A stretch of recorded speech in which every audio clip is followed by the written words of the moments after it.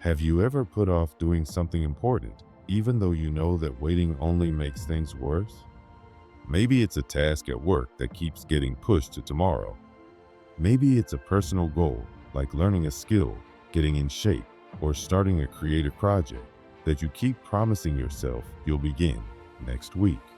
Or maybe it's something much bigger, like a life decision or a major change you know deep down needs to happen. But every time the moment comes, you find a reason not to take the first step. You tell yourself you'll do it later, that you're just not in the right mood, that you'll start when you feel more motivated, that the right time will come. But somehow the right time never shows up. Days turn into weeks, weeks into months. The task still isn't done, and you're still waiting for the perfect moment. So why do we do this to ourselves? Why do we avoid things we know are important? It's easy to blame it on laziness or say we just don't have enough willpower. But that's not the whole story. The truth is, procrastination goes much deeper. It's not just about poor planning or being careless with your time. It's about how you feel inside. It's about fear, discomfort, and the way your brain tries to protect you from things it sees as threatening. Here's a hard truth. Every time you delay something important, it gets harder to start. Every time you choose comfort over progress, your brain learns that avoiding effort is the better option. You're not just pushing the task aside, you're training your brain to run away from discomfort. And the more you do this, the more you begin to doubt yourself. Over time, you stop trusting your own words and promises. You become someone who lives according to excuses instead of actions. But if procrastination is so damaging, why do we keep falling into the same trap? It's because your brain is built that way. Procrastination is not about being lazy. It's a survival strategy. Your nervous system is doing what it thinks will protect you. It's trying to keep you away from discomfort, risk, and pain. Here's something you might not have realized. The biggest enemy holding you back is not the task itself. It's not your boss, your schedule, or your lack of motivation. The biggest enemy is you. And to make things worse, we live in a world that feeds this habit. Social media, video games, constant notifications, these things give your brain easy, instant rewards. They distract you from what really matters. And the more distracted you are, the easier it becomes to avoid the hard stuff. But that doesn't have to be your story. You can change. You can break the cycle. To do that, you have to understand what's really going on inside your mind. Procrastination isn't about being lazy or lacking discipline. If it were, you wouldn't be able to spend hours scrolling through your phone or binge watching videos. You have energy, you're just using it on the wrong things. You avoid the important stuff not because you don't care, but because doing it makes you uncomfortable. It reminds you of your fears, your doubts, and the possibility of failing. Think about it. Have you ever sat down to do something important and suddenly felt the urge to check your phone? Or maybe you told yourself you'd get started after a cup of coffee or after tidying up your desk. That's your brain looking for a way out. It senses the task as a threat, not a physical one, but an emotional or psychological one, and tries to distract you. And the more you give in to this habit, the stronger it becomes. Every time you choose to escape, your brain gets better at avoiding discomfort. It becomes a cycle. And what's worse, you may not even realize how much it's affecting you. Because procrastination doesn't just delay your work, it eats away at your confidence, your sense of control, and your belief in yourself. But here's something few people talk about. Many times, the real reason we procrastinate has nothing to do with the task itself. It's about what that task means for our identity. If you finally start working on that dream project, it becomes real. If you try to improve your life and fail, you'll have to face the possibility that you're not as good or strong as you thought you were. And that fear, the fear of not measuring up, is so powerful that many people would rather never try at all. As long as you delay, You can hold on to the idea that you could do it, that you would succeed if only you had the time or the right mood or the perfect plan. But once you try, the truth comes out. And that's scary. So your mind tells you to wait just a little longer. And you listen. Let's go deeper. Inside your brain, there are two major systems that fight for control.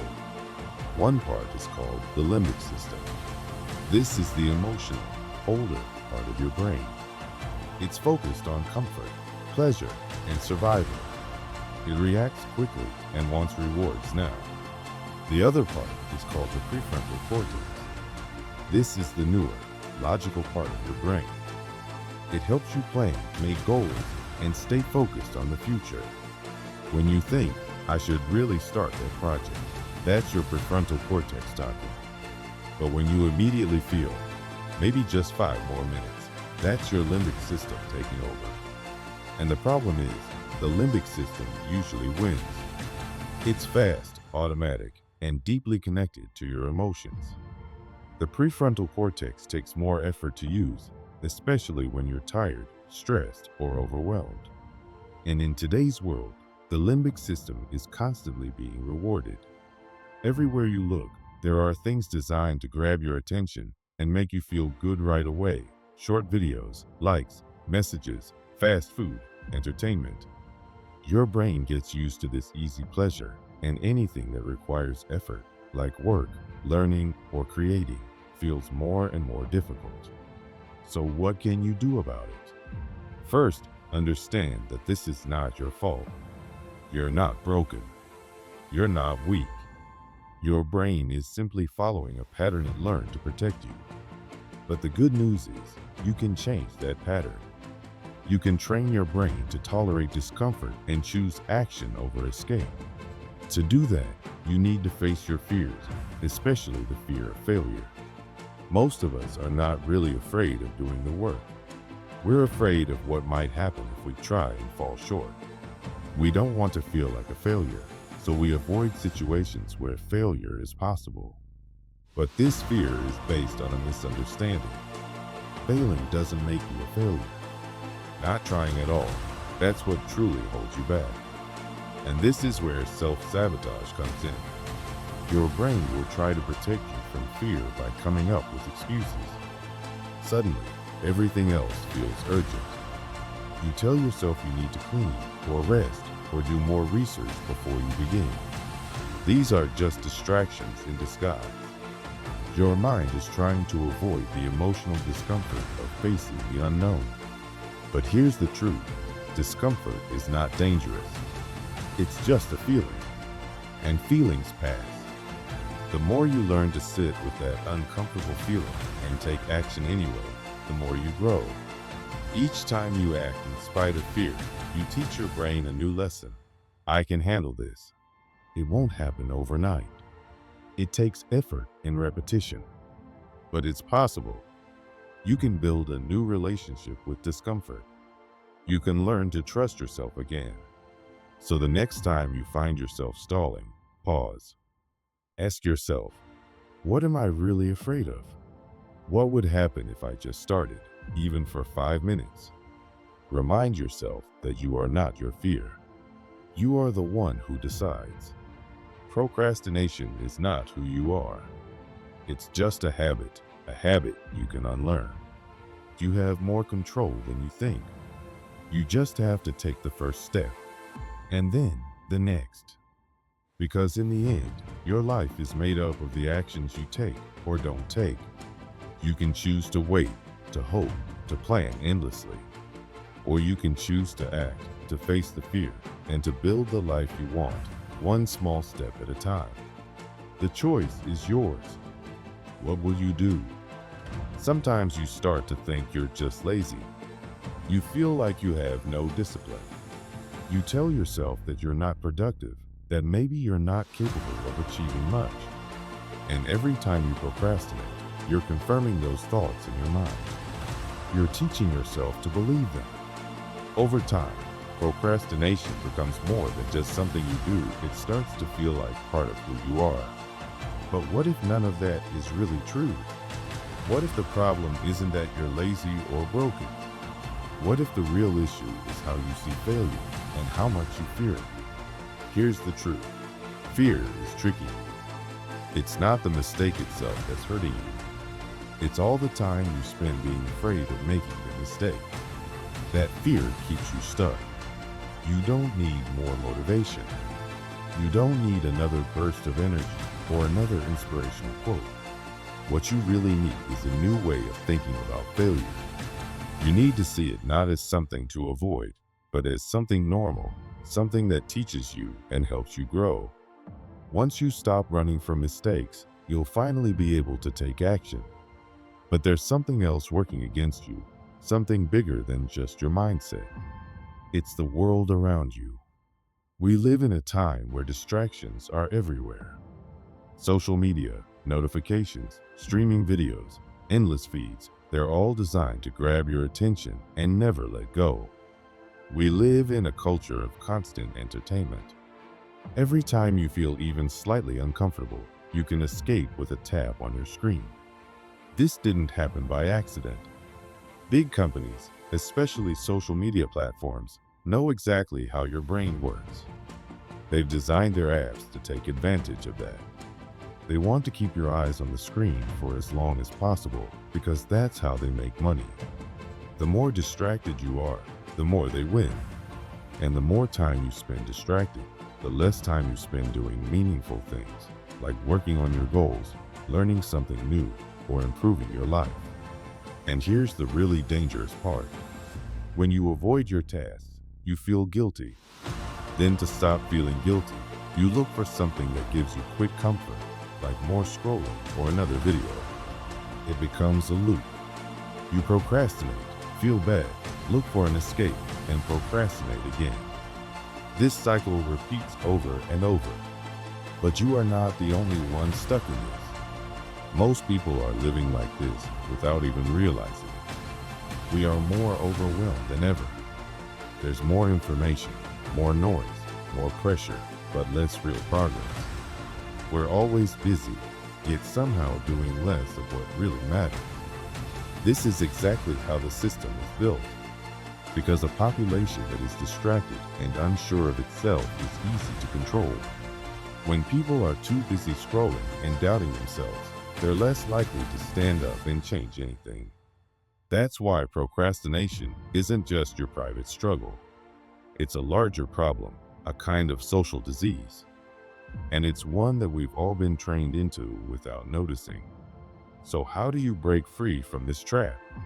How do you stop being pulled around by distractions and finally take control of your life? Let's start with this. You don't need to feel ready to act. Waiting for motivation is a trap. Your brain will always try to protect you from discomfort, and that usually means convincing you to wait, to delay, to do it later. But there's a way around this. It's a simple technique called the 5-second rule. The moment you feel yourself hesitating, count backward. 5, 4, 3, 2, 1, and go. Don't think. Just move. This helps you bypass the part of your brain that wants to avoid pain and gives your thinking mind a chance to take over. Another helpful method is to break your work into short, focused blocks of time.